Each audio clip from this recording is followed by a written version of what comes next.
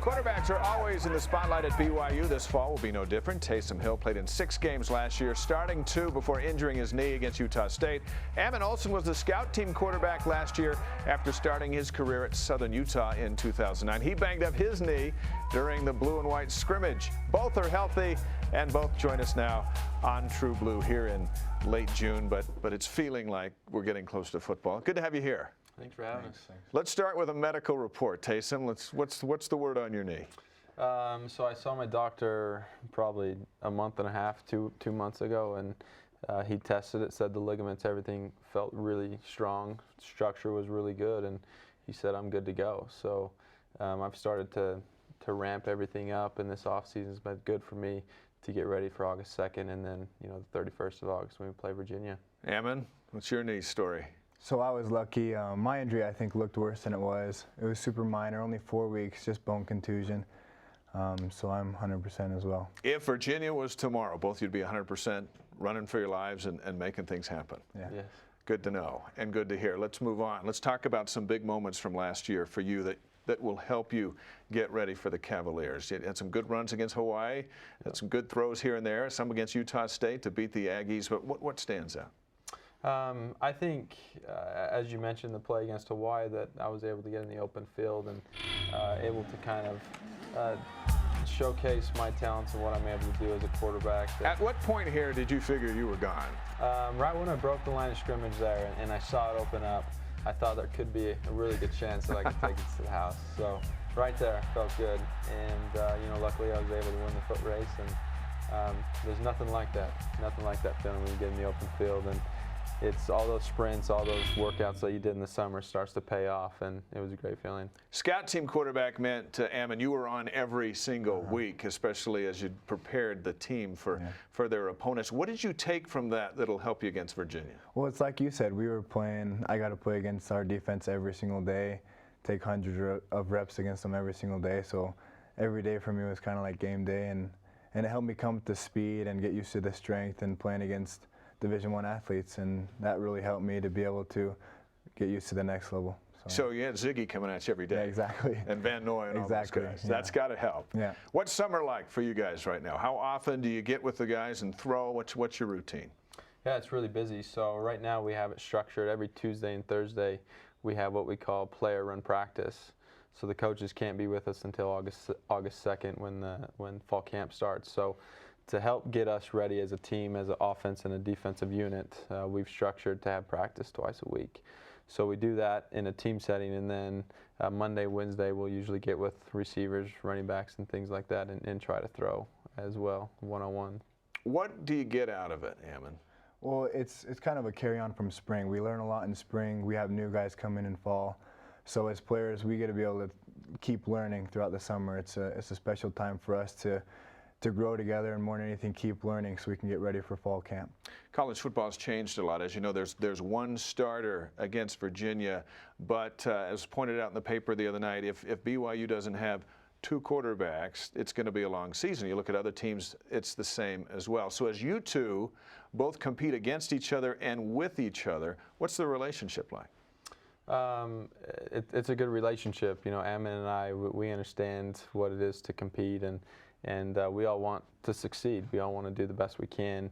And as mentioned in an earlier interview a while ago, is that we're competing against ourselves. Ammon wants to be his best self. I want to be my best self, and having Ammon there to work out with allows that to happen, and vice versa. So we're all on the same team, and we all want the best for one another. Mm-hmm.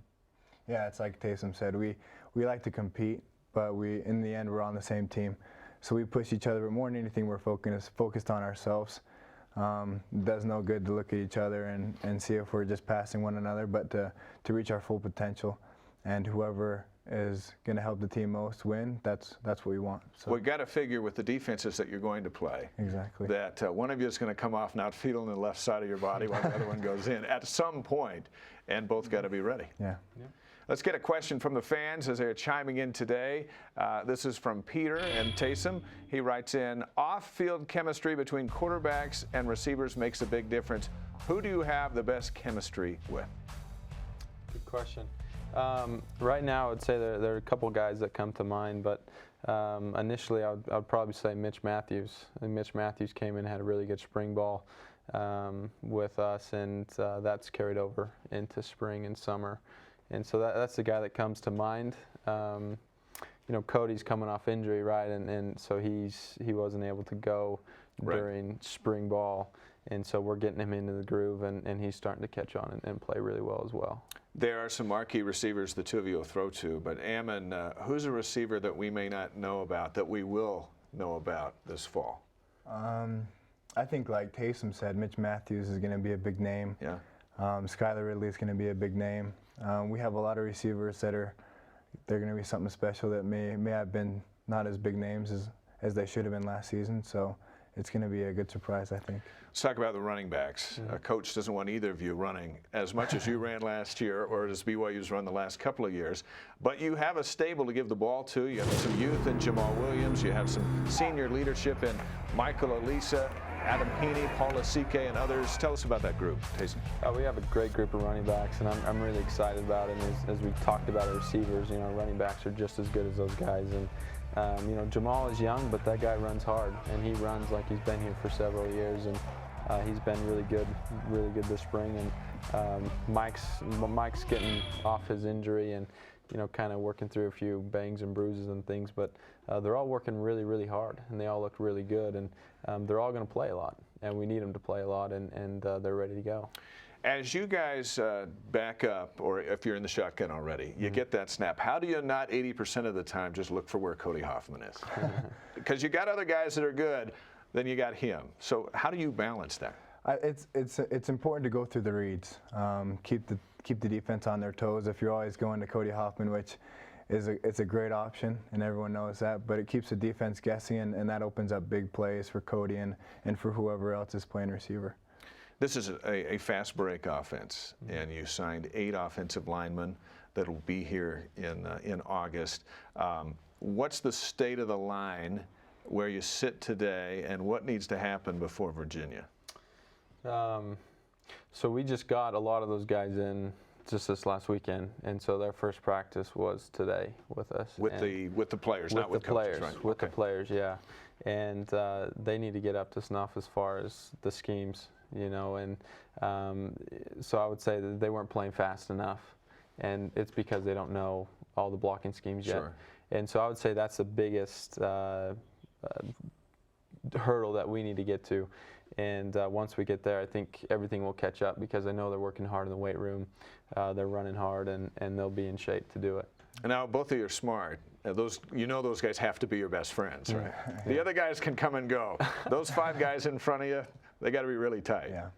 All right. Well, we appreciate both of you being here. Enjoy the 4th of July week off, and then we're back to workouts, and we'll see you in August. Sounds good. Taysom, Ammon, thank you.